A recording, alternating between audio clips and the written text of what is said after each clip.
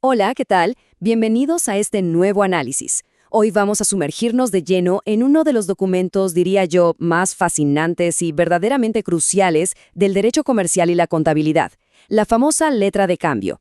Para quienes están en el mundo de las empresas, la administración o el derecho, entender cómo se garantizan las transacciones financieras con total seguridad jurídica es el pan de cada día. Así que vamos a desarmar este documento pieza por pieza para ver exactamente cómo funciona en el mundo real. Comencemos. Aquí tenemos nuestra hoja de ruta para hoy. Iremos paso a paso. Primero, ¿qué es exactamente? Luego, conoceremos a los participantes clave, analizaremos la anatomía de un documento real, revisaremos las modalidades de emisión y cerraremos con su ciclo de vida legal, desde la aceptación hasta el famoso protesto. Bien, entremos en materia con nuestra primera sección. Definamos desde la base qué es una letra de cambio. Si nos vamos a la base legal pura y dura, una letra de cambio es una orden incondicional por escrito. Y quiero hacer muchísimo énfasis en esa palabra, incondicional. No es una simple solicitud ni un recordatorio amistoso de cobro. Para nada, es una exigencia formal, hecha por una persona natural o jurídica para que se pague a una cantidad de dinero. No hay peros, no hay condiciones adicionales ocultas. Una vez que este papel se firma, existe una obligación incondicional de pago, ya sea en ese mismo instante o en una fecha futura muy bien definida. Y claro, esta rigurosidad tiene que reflejarse en las características del documento. Una letra de cambio no puede ser ambigua ni dejar cosas a la imaginación. Como vemos aquí, exige un nivel de detalle milimétrico. Aparte de ser una orden incondicional, el importe tiene que estar escrito sí o sí en números y también en letras, ya saben, para evitar cualquier tipo de alteración o fraude. Además, los participantes deben estar perfectamente identificados, al igual que las fechas y las modalidades. Es un documento que literalmente no deja espacio para malentendidos. Y hablando de participantes identificados, pasemos a nuestra segunda sección. ¿Quién es quién en toda esta transacción? Aquí es donde a veces surgen confusiones, así que vamos a aclararlo. Tenemos una triada, 3 actores principales en escena. Primero, el librador o girador, que es la persona o empresa que crea el documento, quien emite la orden de pago. Segundo, está el librado o girado. Este es quien recibe esa orden y, ojo aquí, se convierte en el deudor, el principal obligado a desembolsar el dinero.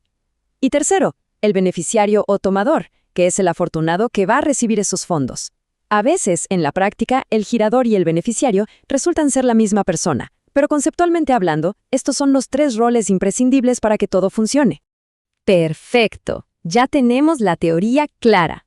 Ahora pasemos a la sección 3 y veamos la anatomía de un documento en el mundo real. Lo que estamos viendo es, literalmente, el lienzo en blanco. Este es el formato oficial estándar de una letra de cambio del Estado Plurinacional de Bolivia. Fíjense en ese diseño tan sobrio, los sellos oficiales, toda esa estructura súper organizada. Esas líneas vacías están esperando ser llenadas con los datos críticos que acabamos de mencionar. Así se ve la formalidad financiera justo antes de entrar en acción. Pero bueno, pongámosle vida a esto. Al llenar el documento, la dinámica cambia por completo. Miren la esquina superior derecha. Ahí está el importe exacto en números, 45.764 bolivianos, que luego vemos repetido en letras justo en el centro. Ahora enfoquémonos en las partes específicas. A la derecha, en el espacio del beneficiario, tenemos a Comercial San Roque S.R.L. Y si bajamos a la sección del girador, en la parte inferior derecha, con su respectiva firma y sello, vuelve a aparecer la misma empresa. Es un ejemplo clásico donde quien emite la orden de pago es exactamente el mismo que va a cobrar el dinero. Y para completar el rompecabezas, miremos la esquina inferior izquierda. Ahí encontramos al girado o deudor. Está clarísimo. Pedro Romero con su número de identificación y su dirección completa. El pragmatismo visual de este diseño es fantástico, ¿verdad? Porque no deja absolutamente ninguna duda de que el señor Pedro Romero es quien tiene la obligación legal incondicional de pagar esos más de 45.000 bolivianos a la Comercial San Roque. Ahora bien, ya sabemos quién debe pagar, a quién y cuánto. Pasemos a la sección 4 para resolver una pregunta crucial. ¿Cuándo vence esta obligación exactamente? En el mundo comercial y contable, el tiempo es dinero. Según el artículo 544 del Código de Comercio, el reloj no empieza a correr siempre igual. Tenemos 4 modalidades. A la vista es súper inmediata, significa que se exige el pago el mismo día que se presenta el documento, sin vueltas, ni siquiera requiere aceptación previa. Luego está a días o meses vista, que es interesantísima, porque el plazo empieza a contar solo desde que el deudor acepta y firma la letra, o sea, desde que literalmente la ha visto. Por otro lado, a días o meses fecha es mucho más rígida. El reloj arranca desde el momento exacto en que se emitió el documento, sin importar cuándo se aceptó. Y bueno, a fecha fija es la más sencilla de todas. Se establece un día específico en el calendario y se acabó. Entramos a la recta final. Nuestra quinta sección. Ya emitimos la letra, pero ¿qué pasa después? Hablemos del ciclo de vida legal. Todo documento financiero tiene un ciclo, una secuencia lógica. El paso 1 es la aceptación. Según el artículo 550, por el simple hecho de aceptar y firmar, el girado se convierte en el obligado principal a pagar al vencimiento, incluso si la persona que giró la letra originalmente llegara a fallecer o a quebrar. El paso 2 es el endoso, que permite negociar y transferir el documento de mano en mano. Y el paso 3, bueno, es el que nadie quiere usar, pero todos deben conocer, el protesto, que es la constancia legal por falta de pago. Detengámonos un momento en el endoso, porque esto demuestra la tremenda flexibilidad comercial de la letra.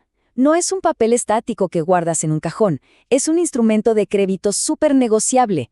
Imaginen que el beneficiario original necesita liquidez urgente, pues simplemente puede ceder sus derechos de cobro a un tercero. Físicamente, se le da la vuelta al documento, y en el reverso se escribe la frase mágica «Páguese a la orden de», nombrando al nuevo beneficiario y se le pone la fecha y la firma. ¡Listo! Así de fácil, la deuda cambió de manos. Es una herramienta brillante. Pero claro, no todo es color de rosa. ¿Qué pasa si llega la fecha de vencimiento y el deudor no aparece con el dinero?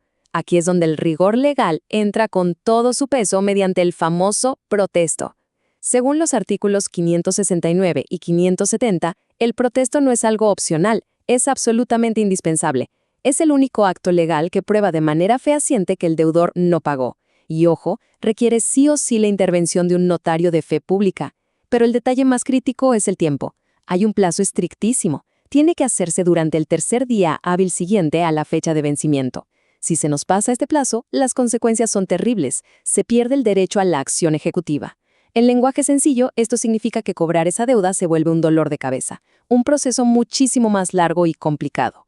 Y así completamos el panorama de este instrumento tan vital, desde entender sus requisitos milimétricos y sus roles clave, hasta sus modalidades de cobro y sus estrictas reglas notariales en caso de impago.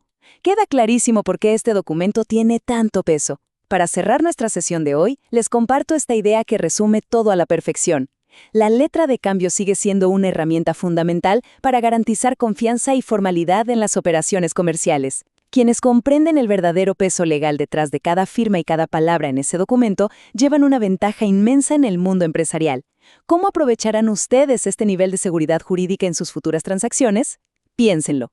Muchísimas gracias por acompañarnos en este análisis detallado. A seguir aprendiendo y nos encontramos en la próxima.